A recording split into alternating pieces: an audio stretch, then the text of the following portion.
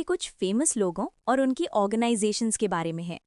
देखो, ये क्वेश्चन हमसे पूछ रहा है कि नीचे लिखी गई 4 बातों में से कौन सी बातें सच हैं। पहली बात ये कह रही है कि आर्य समाज 1835 में बना था। ये बिल्कुल गलत है। पता है, आर्य समाज की स्थापना स्वामी दयानंद सरस्वती ने 1875 में की थी, बॉम्बे में। तो 1835 वाला डेट तो बहुत पुराना लिख दिया इन्होंने, इसलिए ये स्टेटमेंट गलत है। दूसरी बात में लिखा है कि लाला लाजपत राय ने आर्य समाज की वेदास वाले आइडिया का विरोध यानी अपोज किया था। ये भी बिल्कुल गलत है। लाला लाजपत राय तो खुद एक पक्के आर्य समाजी थे। वो तो मानते थे कि वेदास ही सबसे सुप्रीम है और गो बैक टू वेदास यानी वेदास की तरफ लौटो उनका नारा था। उन्होंने कभी इसका विरोध नहीं किया, बल्कि वो तो इस मूवमेंट के हीरो थे। तीसरी बात है केशव चंद्र सेन के बारे में।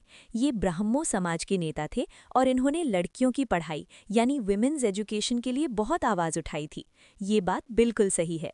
उन्होंने औरतों के लिए स्कूल्स खुलवाए और उनकी राइट्स के लिए बहुत लड़ाई लड़ी। चौथी बात है विनोबा भावे के बारे में।